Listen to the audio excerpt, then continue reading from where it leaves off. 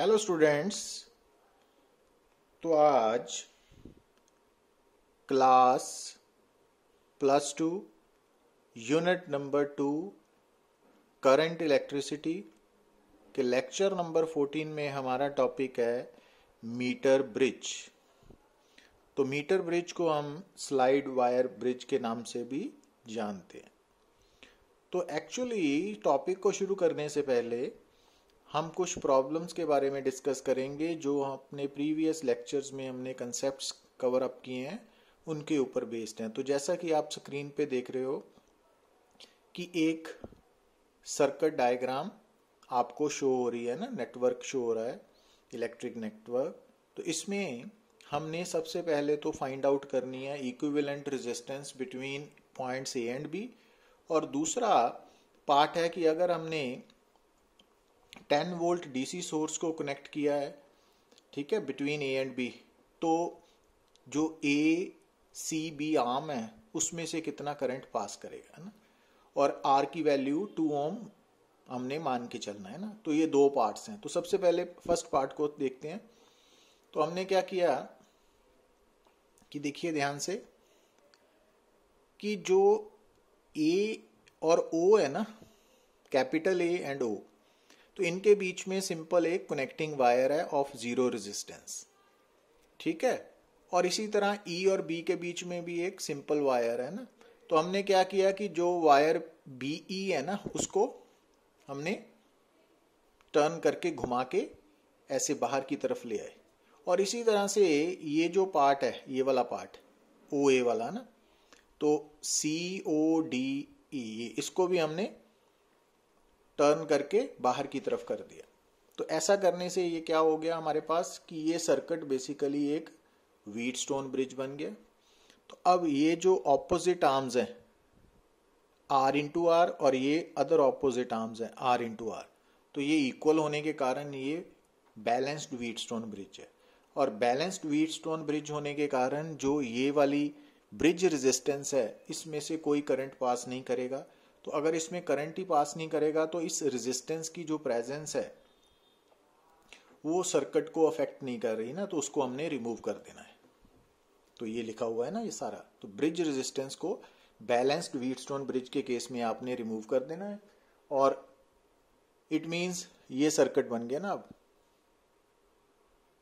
अब इसके अकॉर्डिंगली जो आर और आर, ये वाला रास्ता है ना, ऊपर वाला पाथ नंबर 1 है, तो इसमें दोनों रेजिस्टेंसेस सीरीज में है, नीचे वाले में दोनों सीरीज में है, तो 2R और ये आपस में पैरेलल में है। तो इक्विवेलेंट रेजिस्टेंस आर आ गई इस सर्किट की। अब सेकंड पार्ट के लिए हम क्या करेंगे कि हमने ए और बी के बीच में 10 वोल्ट डीसी सोर्स जोड़ दी, तो current, total current in the circuit क्या आ गया 5 एम्पियर। अब वापस जाएंगे तो ये करंट दोनों रेजिस्टेंस में 2R में इक्वली डिवाइड होगा ना, तो करंट डिस्ट्रीब्यूटिव लॉ अप्लाई किया तो 2.5 एम्पियर। तो वहां से आपको मालूम पड़ेगा कि जो ए सी बी पाथ है ना, ये वाला ऊपर वाला पाथ है, इसमें करंट की वैल्यू कितनी है 2.5 एम्पियर। तो ये रिक्वायर्ड रिजल्ट है हमारा। अब प्रॉब्लम नंबर 2 में देखिए आप कि P Q R and S, they are the 4 resistances wire of 3 ohm, 3 ohm, 3 ohm and 4 ohm respectively. They are connected to form the 4 arms of Wheatstone bridge circuit. Find out the resistance with which S must be shunted in order that bridge may be balanced. अब ध्यान से देखिए ये Wheatstone bridge है ना, तो अगर आप P को R से मल्टीप्लाई करते हो तो 9 है, अगर S को Q के साथ करते हो तो 12 है ना, तो ये Wheatstone bridge बैलेंस्ड नहीं है। तो अब उसने कहा है कि अगर हमने इसको बैलेंस्ड करना है तो जो एस रेजिस्टेंस है ना उसको हमने शंटेड करना है। शंटेड मींस कि उस रेजिस्टेंस के across another resistance in parallel connect करनी है। तो जब हम बोलते हैं कि एस को शंट करना है तो उसका मतलब है कि एस के अक्रॉस हमने पैरेलल में एक और रेजिस्टेंस कनेक्ट करनी है, तो वो मान लीजिए स्मॉल आर है। तो जब उसको कनेक्ट किया तो अब ये बैलेंस्ड हो गया according to the given statement. तो अब इन दोनों की इक्विवेलेंट रेजिस्टेंस क्या होगी 4 और आर स्मॉल आर की, तो 4R/4 + R होगी ना। तो अब 3 इंटू 3 9 और this one into this one ये इक्वल है ना, दोनों बैलेंस्ड होने के कारण वहां से आर की वैल्यू 12 ओम निकल आई। तो इट मीन्स अगर हम एस को शंट करते हैं विद द रेजिस्टेंस ऑफ 12 ओम तो ये बैलेंस्ड बन जाएगा ना, तो ऐसे सोचना है। तो अब आपको मालूम पड़ गया कि शंट रेजिस्टेंस मीन्स कि पैरेलल रेजिस्टेंस, तो ऑलरेडी एग्जिस्टिंग रेजिस्टेंस के पैरेलल एडिशनल पाथ।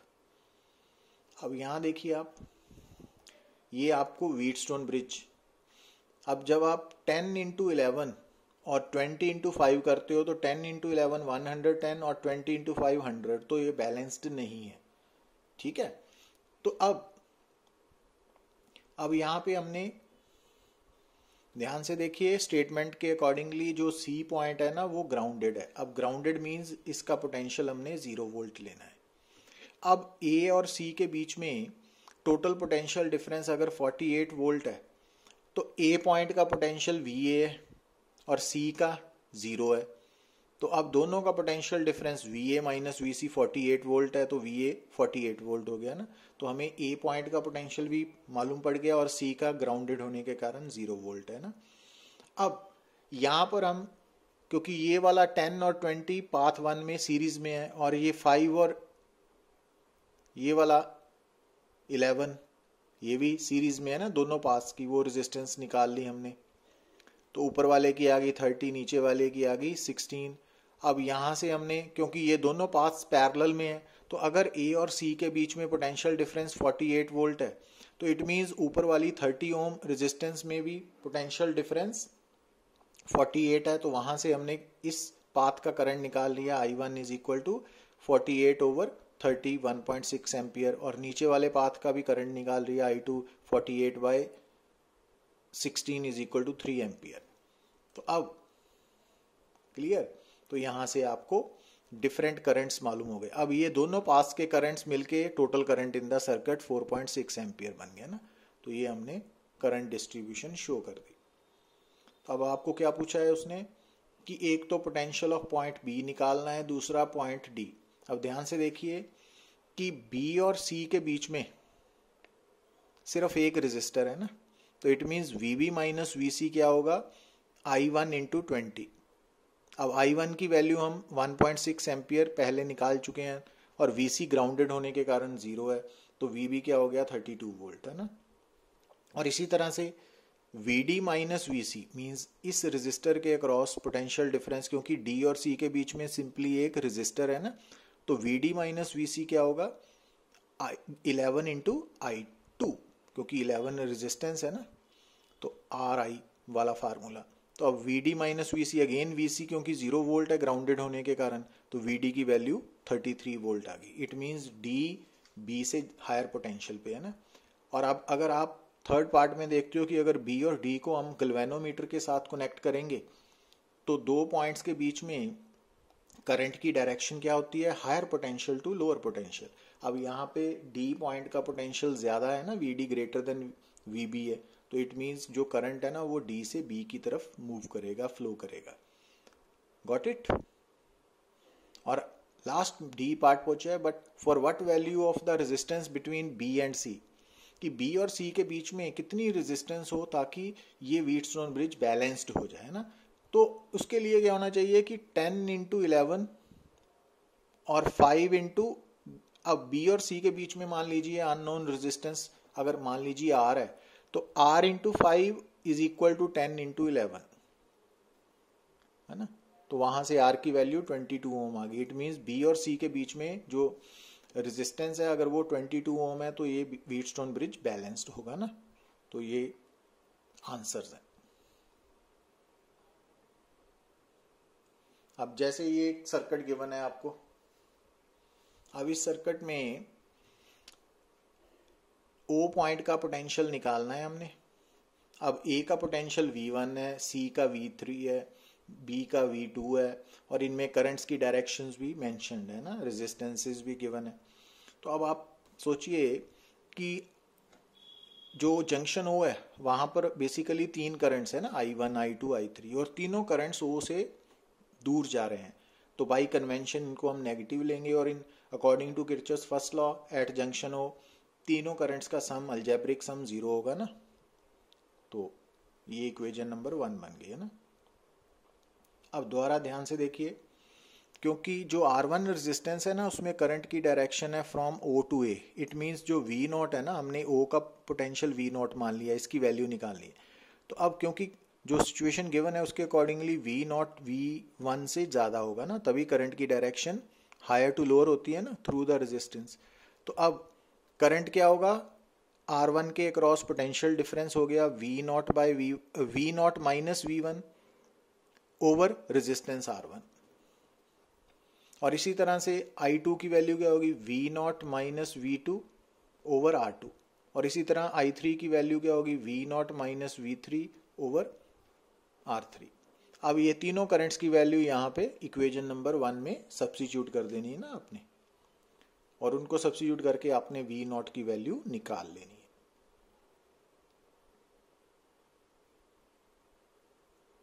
अब प्रॉब्लम नंबर 5 में देखिए आप कि in a Wheatstone bridge network P and Q the ratio arms are approximately equal है ना, और R की वैल्यू अगर 500 ओम है, द ब्रिज इज बैलेंस्ड। तो अब अगर ब्रिज बैलेंस्ड है तो P और R का प्रोडक्ट मीन्स P इंटू 500 और Q और S का प्रोडक्ट इक्वल होगा, इक्वेशन नंबर 1 आ गई। अब on interchanging P and Q, P और Q को आपस में बदल दिया ना, तो ये सर्किट बन गया ना।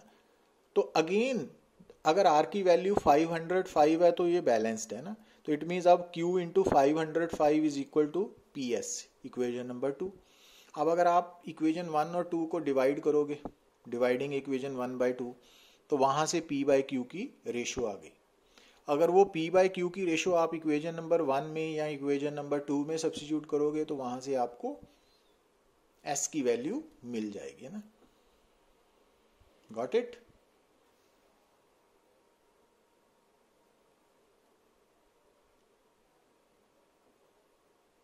अब यहां देखिए आप, ये आपको प्रॉब्लम नंबर 6 में एक सर्किट गिवन है ना, तो हमने इक्विवेलेंट रेजिस्टेंस निकालनी है between points A and B।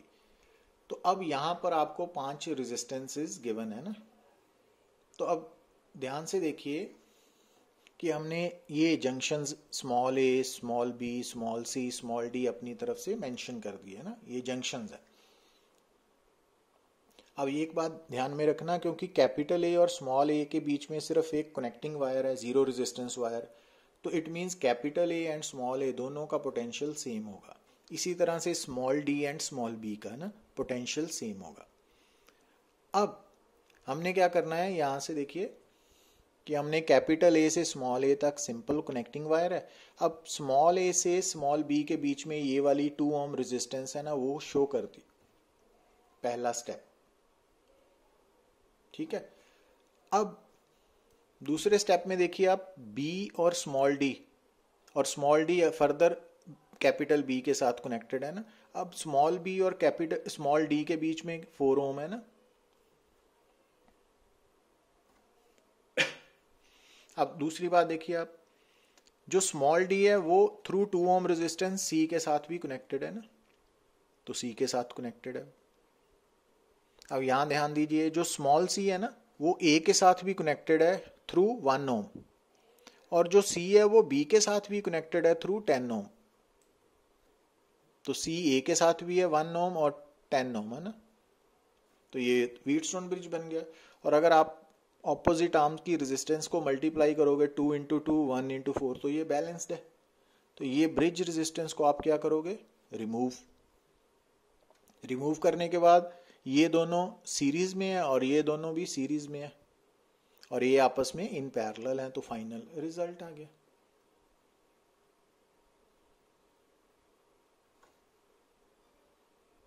Got it?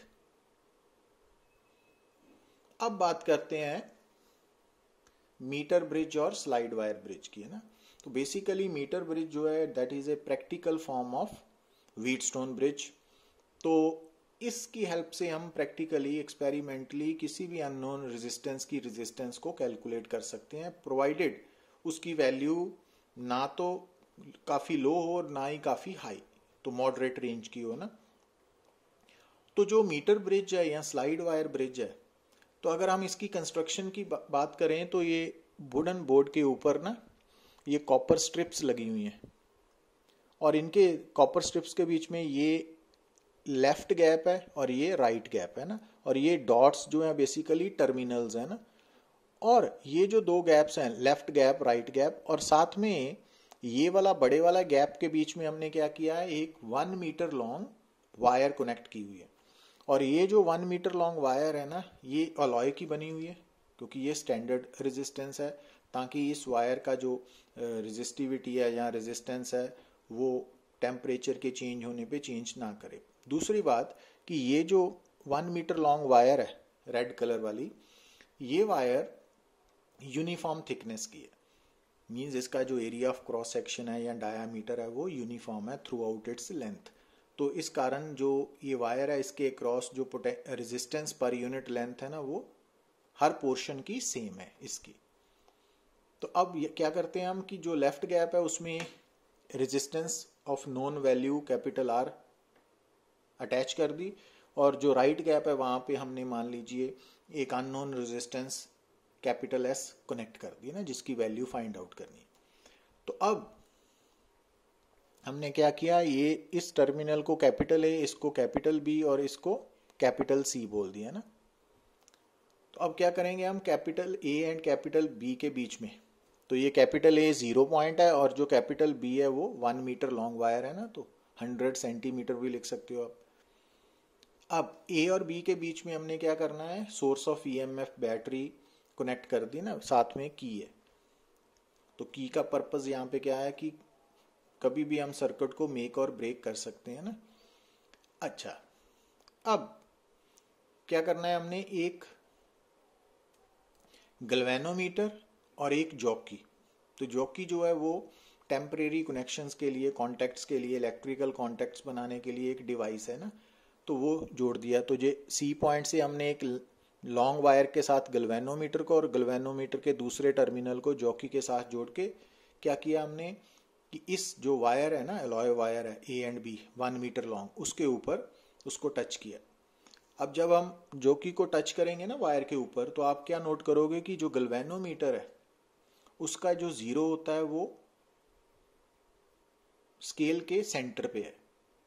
ठीक है, तो इट मींस जब आप जॉकी को, सर्किट को ऑन करके आप जॉकी को अलॉय वायर के साथ टच करोगे, तो क्या देखोगे कि गैल्वेनोमीटर आइदर लेफ्ट और राइट को डिफ्लेक्शन शो करेगा। ठीक है, तो इसके लिए सबसे पहले हम स्टार्टिंग में क्या करते हैं कि जो जॉकी है उसको पहले हम टर्मिनल ए के साथ कांटेक्ट में रखते हैं और फिर बी के साथ। तो अगर ए और बी पर जोड़ने पर जो डिफ्लेक्शन ऑफ गैल्वेनोमीटर है वो ऑपोजिट हो जाती है।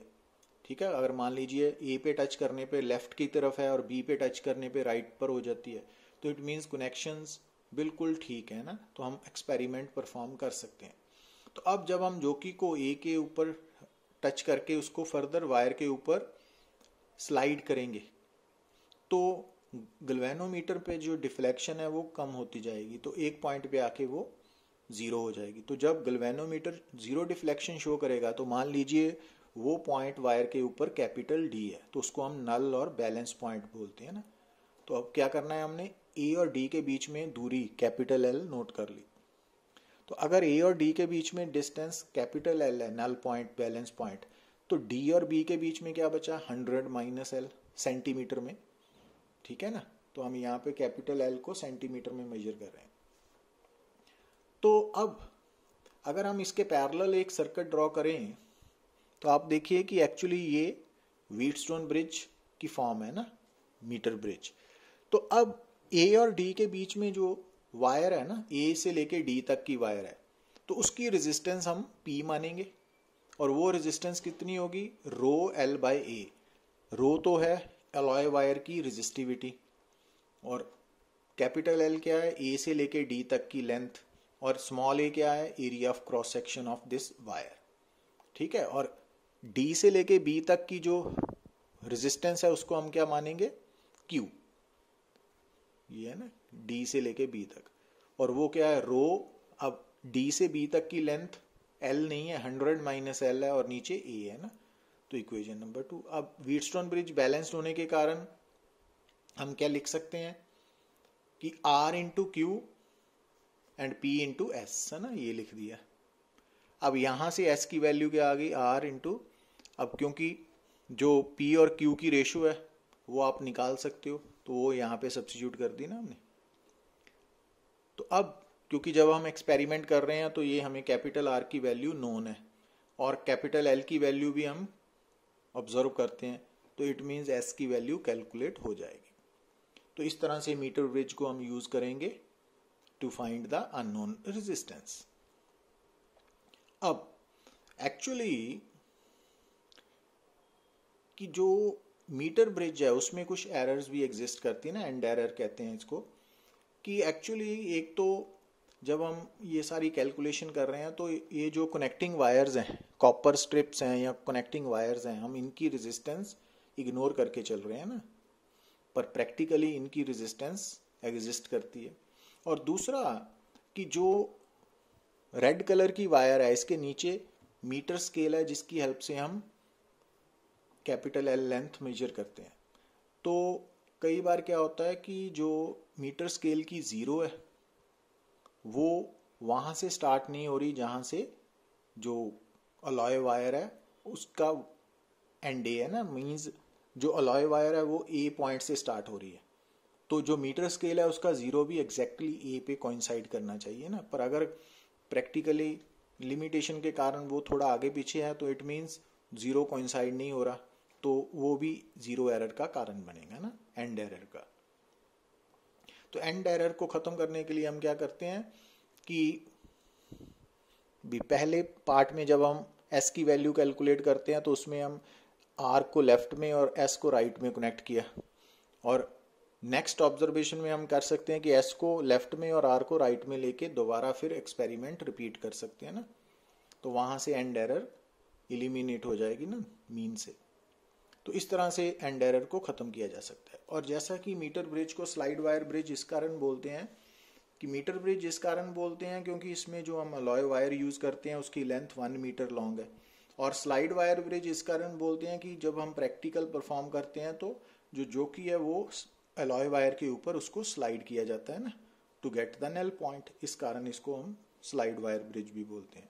और इस मीटर ब्रिज में हम जो वायर यूज करते हैं अलॉय वायर, उसकी थिकनेस यूनिफॉर्म होनी चाहिए ताकि resistance per unit length constant रहे ना। Thank you very much.